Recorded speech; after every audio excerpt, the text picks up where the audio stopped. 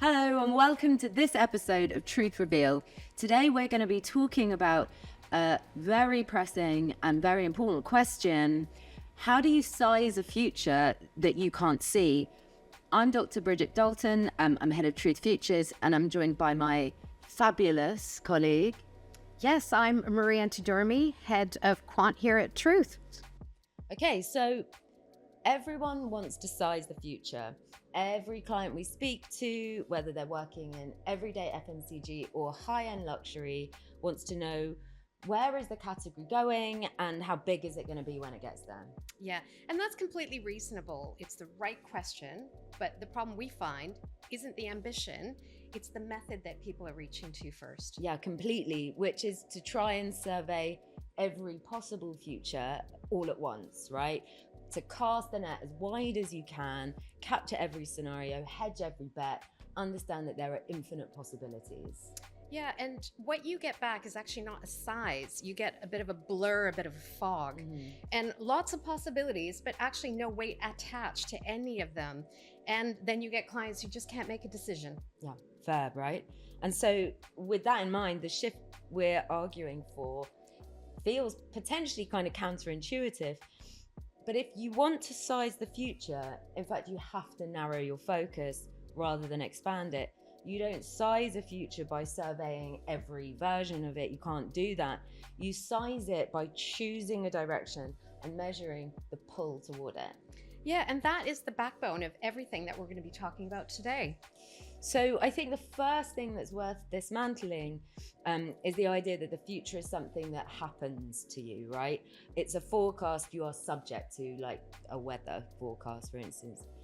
But we don't believe that, do we, Maria? No. That's a very passive framing, and it leads to passive research. You're just documenting a probability rather than actually helping a business shape it. Completely. And so the fundamental reframe here is to understand that the future is participatory. So when a business decides to commit research and investment to a particular direction, to name a territory and to find an anchor within it, that act itself is part of what makes the future more likely. It's that kind of reciprocal relationship. You're not just forecasting anymore, you're contributing, shaping it. Yeah, and that's a really useful way of thinking about it, because a category sits in a state of multiple potential futures until something acts on it to resolve it. And that resolving act is the attention, the intention, the investment that a business makes into it. And the businesses that move first, so they choose the anchor before their competitors do. They both have the momentum of their own conviction plus that pull of the direction they're committed to. Yeah, totally right. So what we're saying is that the discipline isn't predicting the future, it's choosing it wisely and critically choosing it before someone else does. Yeah, and that leads directly into what I think is the most important practical shift that we're offering, and that's what sizing actually means. Right, because clients often want a magic number, right? The category will be worth X by 2030. Yeah, and that number on its own is really almost useless. It doesn't tell you where to go or what to invest in. What we're producing instead is directional confidence. So a defensible view of where the probability sits and how strongly. And possibilities are never evenly weighted. So some futures are actually more probable than others. And so our job is to help clients find where that actual weight is. Yeah, completely. And that's also what dissolves the biggest barrier I think clients have to this kind of work, or the obstacles or the challenges that feel implicit in it. It's the idea that the future feels infinite and overwhelming. But with our approach, it isn't. It's probabilistic. And probabilities, by definition, can be bounded. The act of putting a boundary around a space, of saying, we are thinking about this specific territory and not everything else, is part of the value that we're aiming to deliver here. Yeah, and it's the specificity is what makes the measurement possible. So if you try to think about the future in the broadest possible sense, you're thinking about a million things, and that just doesn't help. But if you want to size the future, you've got to think about one thing or multiple things, but very, very clearly defined. Yeah, completely. I mean, as a futurist, I am in the infinite, but I completely align with this, right? Because I get to make the case for why culture should come first, despite it sounding potentially a bit fluffy. So the argument is really simple, okay? Numbers tell you what's happening now.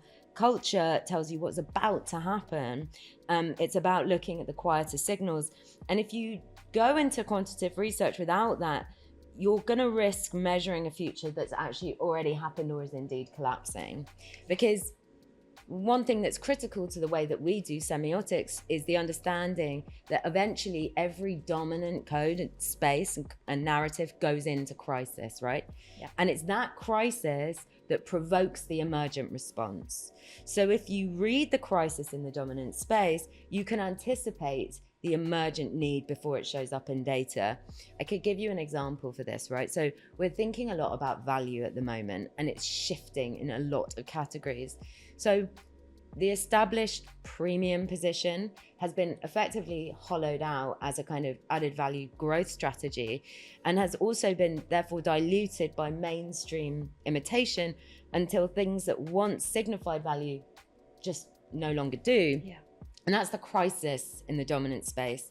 It plays out really differently at different market ends and different regions. Yeah, and we've been working on that as a topic a lot lately, like defining value. And reading that crisis really helps to tell you where value is genuinely migrating before a survey can detect it. And it's exactly what a business needs to know in terms of making these forward-looking investment decisions and prioritizations. Exactly. And with that perspective, culture tells you which questions are going to be worth asking, defined by what we understand the crisis and response to be. So without it, effectively, you're writing a very precise set of instructions about the wrong target. Yeah. And so let's talk about how we work together to actually size these potential futures or identify certain trajectories that they might go in. Completely. So we understand that in business, confidence comes from data, but inspiration comes from culture, and momentum comes from AI, right? And by triangulating those things, we have to know fundamentally that each is doing a job that the other can't. Yeah, and I'll talk about the quantitative layers. So what that's doing is it's turning a compelling story into something that a business can act on, defend internally. I think we've all been in meetings where there was something being presented around culture or futures, and everyone's just nodding along, going, oh, wow, this is really interesting. Yeah, I'm familiar but with that. what happens is that no one will actually hedge a bet on it. No one will take any action within the business because it's not being quantified or measured in some sort of way. Yeah. So if we make that link and use some quantitative tools around it, it really helps to give businesses confidence in terms of making a move and in which particular direction.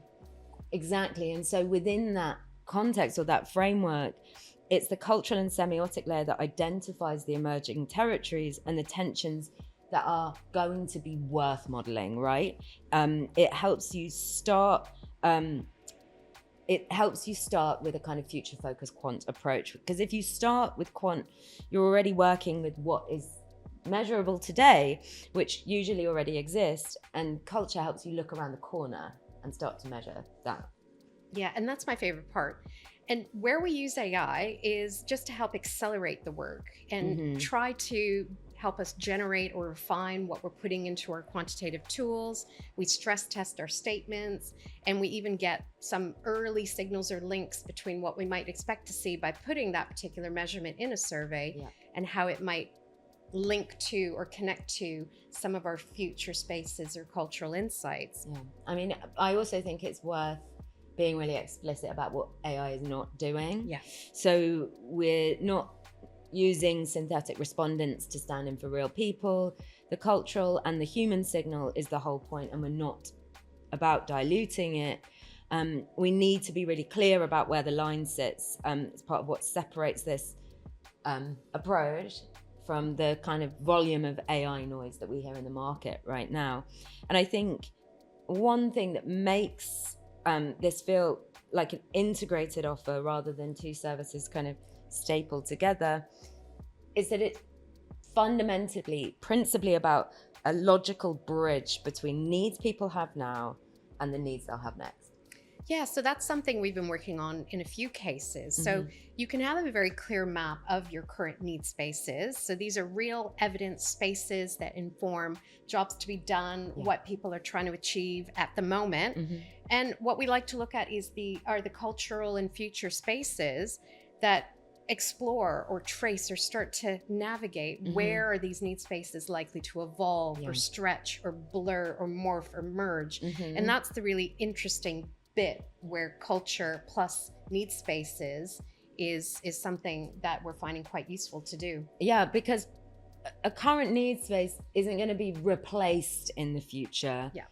It has a trajectory into the future. And that trajectory can be made visible and even sized in the way that we're doing things right now. But the synergies between today's needs and tomorrow's are exactly where that kind of opportunity lives, where a business can evolve and meet its consumers in the future. Exactly. And this is also what helps us to write some precise quant questions rather than some vague ones that can be very difficult for respondents to actually get their head around and respond. So I think that's one thing to be very clear is perhaps there's this, area of question around how do you measure the future? How do you present that to people? We use all sorts of methods to make the statements as precise as possible, but still very clearly linked to our future spaces or cultural, spaces that we're identifying. Yeah. We're also making sure that we're creating quant instruments that allow us to present these ideas to consumers so that they can make meaningful trade-offs. So what are they willing to give up? What are they more willing to pay for? And what they'll actually let go completely. And really, without knowing what those critical tensions are at first, you wouldn't be able to design your instrument to do that particular measurement. Yeah, exactly. So you may say that culture writes the question and quant answers it. Yeah, absolutely. And I think another practical application of this thinking is helping businesses work out where value actually sits. So going back to that point about value that we're exploring a lot of, and that really is quite different when we're thinking about everyday value versus how do we deliver maximum value on that luxury, high-end scale of the market. Exactly, because while they may seem like poles apart, they're kind of fundamentally challenged by the same tension within value. In the everyday space, pressure is often on convenience, accessibility, frictionlessness, and the risk therefore becomes stripping out so much in the name of efficiency that you remove the very things which make the offer worth choosing in the first place. Yeah, and that quant layer can really help to show what those everyday elements are that are becoming more valued, perhaps some that are less valued, and even as expectations of ease and frictionlessness are arising. So that's a really useful area that we're looking at as well. Precisely. And in the luxury end, it's the same challenge, but the dynamic is basically inverted. We'll see value has often been eroded by mainstream premiumization, and therefore the more widely premium and luxury cues are copied, the less value it signals. Yeah, we've seen that. And so then in that case, the measurement task actually becomes identifying which elements actually still genuinely carry meaning and cultural capital, and which have just become expensive habits that can be removed without any loss to the consumer. Exactly. And understanding the cultural crisis in the dominant space is what's going to tell you the difference between those things, between a service that protects value and one that has quietly stopped sort of doing its job. Across both ends, then, the underlying principle is the same. Culture identifies where meaning is moving. Yeah, and Quant really helps businesses decide with real confidence what to invest in, what to elevate, and also what to let go. There's actually a methodological tension in this work that I think is also worth being honest about. Yeah. And it's something we need to do rather than pretend it doesn't exist. Oh, completely. And I think the opportunity, like most opportunities, lie in that tension. So semiotics works on a spectrum, right? From dominant to emergent, moving from one thing towards another, and all of the shades in between. Whereas when we think futures from a scenario perspective, we're forcing binaries. We're thinking this future or that one. And I think it's fair to say that they don't typically sit very well together. But rather than kind of resolving or minimizing or diluting that tension, we make it the point, right? The cultural layer maintains the gradient, the level of granularity that you need to observe strategically a future. It holds several possibilities open at once. It's a productive tension. And then I think the quantitative layer is what eventually collapses the gradient into a decision, collapses that tension at the moment when a business has to choose. Yeah. And I think the real skill is not collapsing too early. Yes. So premature certainty is how you end up anchored to a future that's already passing or just not being measured correctly. And we've both seen that happen. Yeah, constantly, all the time. And it's usually invisible in the moment, right? It's that kind of anxiety about understanding which future you're focused on, which provokes that outcome. The measurement looks solid, the forecast looks clean, but the territory it's measuring has already moved on. Yeah. So to bring this back to actually what we're offering here, so this isn't a finished product that has been handed down from high. It's a methodology we're actively developing and we're working on and have begun to apply on a couple of projects. Yeah, exactly. We think that the most valuable thing we can give a client is not a deck that says, here is the future. It's, here is the future your category is currently in tension around. And here is what it would take to make the right choices, collapse it in your favor before, again, someone else does. Yeah, and that's a fundamentally different relationship with uncertainty. And I think we have to be comfortable with uncertainty and looking at tensions and potentialities, not eliminating them, because knowing what's out there and choosing the direction or directions you're most comfortable with is the best way to move forward. Yeah. It seems a bit counterintuitive, but I think that's probably more effective. We don't need prophecy. Clients need a sharpened question to put back to them, one that provokes them and one that they can actually confidently act on. Yeah, and that's what we think this work is actually designed to do. Yeah. Yeah. And we love it. Yeah, so we're really enjoying it. Yeah, we are. It's fun and it's pushing our own thinking. And I think as two people who've been working in the field for a long time, this feels like a genuinely original moment of growth. And I'm really pleased to be part of it. Hello, listener. If any of this is resonating, if you're sitting on a category question that feels too big to tackle because the future is too uncertain, call us. We'd love to talk about it. Yeah. Thank you so much. And as Bridget said, if you've got any questions or you want to talk about this further, please do get in touch. Bye. Bye.